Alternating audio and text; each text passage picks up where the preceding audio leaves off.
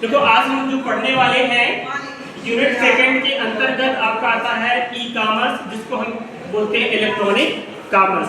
तो सबसे पहले हम ये समझेंगे कि इलेक्ट्रॉनिक कॉमर्स क्या है। तो इलेक्ट्रॉनिक रूप में व्यापार करना ही इलेक्ट्रॉनिक कॉमर्स कहलाता है। तो इसको क्योंकि पढ़ने से पहले इसके बैकग्राउंड पे चलना पड़ेगा कि कैसे इसकी शुरुआत हुई। तो सबसे पहले स्टार्ट करते हैं डेवलपमेंट ऑफ कॉमर्स, यानी ई कॉमर्स का विकास क्रम क्या है। तो सबसे पहले सन 1970 में EFT टेक्निक की संभावना से ही ई कॉमर्स संभव हो पाया है। तो 1970 में EFT क्या है, इलेक्ट्रॉनिक फंड ट्रांसफर की शुरुआत 1970 में हुई। इसके बाद सन 1979 में आप आएंगे तो माइकल ने ई शॉपिंग हम सब लोग करते हैं, तो ई शॉपिंग का कॉन्सेप्ट 1979 में आया। 1981 में थॉमसन ने पहला B2B मॉडल जो है, B2B मतलब बिजनेस टू बिजनेस मॉडल या ऑनलाइन शॉपिंग मॉडल B2B में थॉमसन ने क्रिएट किया। इसके बाद एक साल बाद 1982 में जो आपके बोस्टन है, इन्होंने इलेक्ट्रॉनिक कॉमर्स से प्लेटफॉर्म लॉन्च किया था। एक प्लेटफॉर्म बनाया, जैसे आप समझ सकते हैं कि फ्लिपकार्ट और अमेजॉन ये बड़े प्लेटफॉर्म हैं।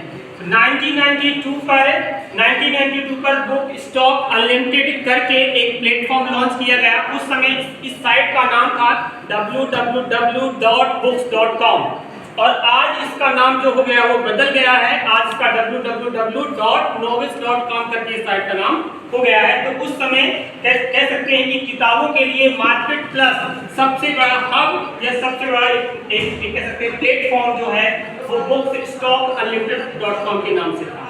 इसके बाद आते हैं 1998 पर। तो 1998 में पेपल करके ऑनलाइन पेमेंट सिस्टम की शुरुआत जो कही जाती है वह 1998 से कही जाती है, क्योंकि यहीं से इंटरनेट की क्रांति हुई है। जैसे इंटरनेट की क्रांति की संभावनाएं हुई, वहीं से ही हम तो कह सकते हैं कि जो पेमेंट सिस्टम या ऑनलाइन पेमेंट सिस्टम की शुरुआत कब से हुई थी, सन 1998 से। इसके बाद चलते हैं 1999 में Alibaba.com कंपनी, यानी Alibaba.com का मतलब होता है कॉमर्स। तो सबसे बड़ी कंपनी जो ऑनलाइन थी वह Alibaba 1999 में रजिस्टर्ड हुई। इसके बाद आते हैं सन 2000 में। सन 2000 में गूगल ने अवार्ड की शुरुआत की थी। तो हम कह सकते हैं कि जो गूगल का कॉन्सेप्ट आया वो सन 2000 से आया।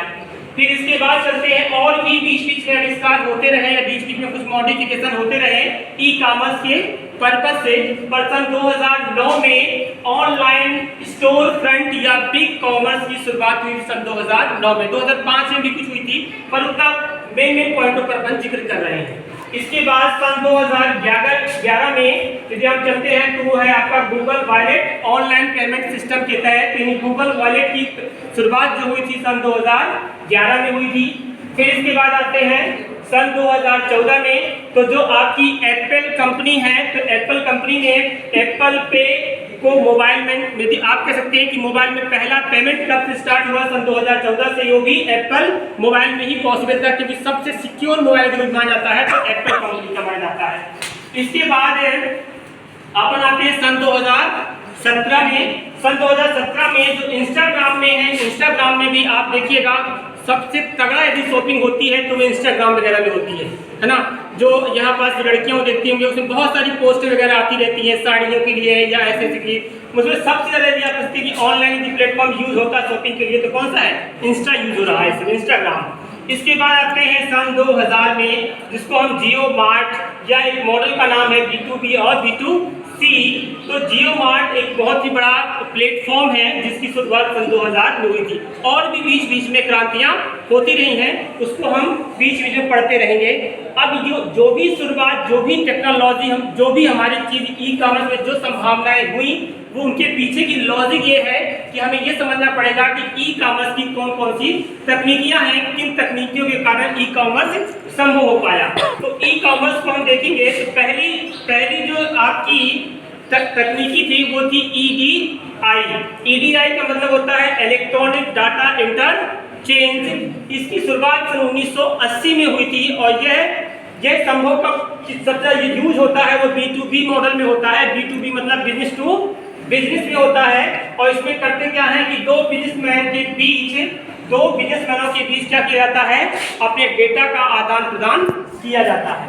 इसके बाद आता है EBB, इसका फुल फॉर्म होता है इलेक्ट्रॉनिक बुलेटिन और बोर्ड। इलेक्ट्रॉनिक बुलेटिन बोर्ड या इसी को हम बोलते हैं कंप्यूटर बोर्ड के नाम से जानते हैं, क्योंकि इसमें होता क्या है कि EBB में हम क्या करते हैं, कोई भी किसी भी सब्जेक्ट से संबंधित कोई इंफॉर्मेशन होती है उसको शेयर करते हैं, उसको रिक्वेस्ट करते हैं और डिस्कस करते हैं, और डिस्कस करने के बाद उसमें रिप्लाई भी लोग करते हैं।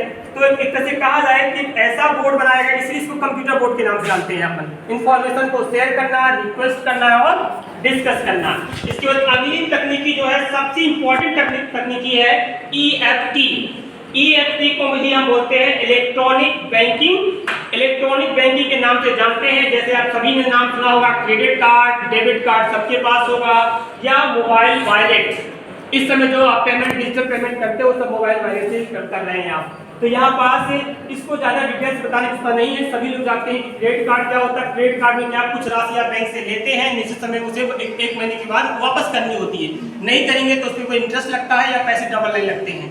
तो इससे बच के रहिएगा। ये क्रेडिट कार्ड इतना जितना आसान है उतना ही यदि आप जानते नहीं तो खतरनाक भी है ना। डेबिट कार्ड की नॉर्मल चार्ज आपसे काटता है साल में या 6 महीने में, तो डेबिट कार्ड आप ले सकते हैं पैसे निकालने के लिए। मोबाइल वॉलेट आप लोग सभी यूज कर रहे हैं, उसके बारे में आप जानते हैं, यदि और जानना हो तो बताइए, बता देंगे इसमें। इसके बाद आता है EMC। EMC का फुल फॉर्म होता है इलेक्ट्रॉनिक मेल कॉमर्स। इसमें जितनी भी कंपनियां होती हैं, बड़ी बड़ी कंपनियां होती हैं, कस्टमर के इलेक्ट्रॉनिक मेल यानी ईमेल पर अपने से मैसेज भेजती हैं, ऐड वाले मैसेज भेजती हैं। अलग अलग कंपनियां अलग अलग मैसेज भेजती हैं। जैसे मेरी इलेक्ट्रॉनिक मेल है और मुझे कोई भी भेज रहा है, कोई किसी भी कंपनी का मैसेज आ रहा है, मुझे क्या करना है, पर कंपनी चाहती है किसी तरह से हमारा ऐड हो सके, तो ऐड के पर्पज से ये EMC का बहुत बड़ा यूज हो रहा है, इलेक्ट्रॉनिक मेल कॉमर्स। तो ये दो तीन तकनीकियां जिनके कारण इलेक्ट्रॉनिक कॉमर्स की संभावनाएं बनी हुई हैं। इसके बाद इससे सबसे इंपॉर्टेंट है इसके मॉडल्स कौन कौन से हैं, तो उन मॉडल्स को जानना बहुत जरूरी है। जैसे B2B, business to business model, यानी एक बिजनेसमैन दूसरे बिजनेसमैन से कैसे कॉन्टेक्ट करे, तो उस मॉडल को बोलते हैं B2B। B2C, business to customer या कंज्यूमर, यानी B2C। B2C के एग्जाम्पल हमने बताया था, क्या है B2C के example, businessman to customer. Businessman to customer के लिए एक होता है C2C, ये तो OLX.com, C2C कस्टमर से कस्टमर पर प्लेगा। फिर इसके बाद आता है C2B। एक C2B का मतलब होता है जैसे Amazon, कोई भी कस्टमर किसी भी कंपनी हब से आप कांटेक्ट कर सकते हैं। C2G, हम जो भी हम कंज्यूमर हैं, C2G का मतलब होता है गवर्नमेंट से कैसे कनेक्ट हो, तो कोई भी हम ऑनलाइन काम करते हैं, कोई भी अब सपोज आप कोई भी फॉर्म भर रहे हैं, निवास मंगा रहे हैं, जाति मंगा रहे हैं, कुछ भी मंगा रहे हैं, आप कोई भी एप्लीकेशन कर रहे हैं, वो गवर्नमेंट साइट में जाकर तो वो C2G के अंतर्गत ही आता है। B2G, businessman to government. B2G का मतलब होता है कोई भी कंपनी होती है वो रजिस्टर्ड होती है, तो वह गवर्नमेंट से रजिस्टर्ड होती है, गवर्नमेंट में रजिस्टर्ड करना पड़ता है उस कंपनी को। जब तक वो कंपनी रजिस्टर्ड नहीं होगी तो वह इनवैलिड रहती है, आप अपना सामान नहीं बेच सकते हैं। तो उसके तहत GST नंबर भी क्रिएट होता है और आपको टैक्स भी पे करना पड़ता होता है। तो ये आपका बिजनेसमैन टू गवर्नमेंट हो गया। ये B2B एंड B2C एक ऐसी कंपनी जिसमें कि दो इसे कह सकते हैं संयुक्त मॉडल होता है, जिसमें कि बिजनेसमैन टू बिजनेस और बिजनेसमैन टू कस्टमर ऐसी कुछ होती है। जियो मार्ट इसका सबसे अच्छा एग्जांपल है। और अंतिम में एक मॉडल है एम कॉमर्स। एम कॉमर्स में बता चुका हूँ कि सबसे बड़ी क्रांति यदि आई हुई है, यदि कॉमर्स के क्षेत्र में, यानी कॉमर्स यानी व्यवसाय के क्षेत्र में, वह है एम कॉमर्स। एम कॉमर्स का मतलब होता है मोबाइल कॉमर्स। तो मोबाइल कॉमर्स के माध्यम से आप कोई भी ऑनलाइन चीज खरीद सकते हैं, बेच सकते हैं या ऑनलाइन पेमेंट कर सकते हैं, बहुत सारी चीजें हैं। अब आप सोच रहे होंगे कि इलेक्ट्रॉनिक में या ई कॉमर्स का उद्देश्य जो होता है खरीदना बेचना, इतना बंद नहीं होता है, और भी उसका प्रोसेस होती है। पैसा कैसे ट्रांसफर होता है, कैसे पे होता है, उसको रिसीव कैसे किया जाता है, ये पूरी प्रोसेस भी ई कॉमर्स के अंतर्गत आती है। सामान तो ले लिया आपने, पता चला पैसा कट गया, सामान ही नहीं आया, तो ऐसा नहीं हो सकता है। ई कॉमर्स के माध्यम से सिक्योरिटी प्रदान की गई है, यदि आपने पैसा पेमेंट कर दिया है सामान आपको पहुंचेगा, यदि सामान नहीं पहुंचेगा तो आप कंप्लेंट करेंगे, मतलब उसकी पूरी की पूरी व्यवस्था की गई है, ऐसा नहीं है। सिस्टमेटिक ढंग से आप कह सकते हैं कि इलेक्ट्रॉनिक रूप में जो भी व्यापार किया जाता है उसमें कहीं भी फ्रॉड होने की उम्मीद नहीं है। यदि ऐसा है तो कंप्लेंट नंबर उसमें दर्ज आप करा सकते हैं। तो इन मॉडलों को और डिटेल से पढ़ेंगे अगले क्लास पर। ठीक है, थैंक यू।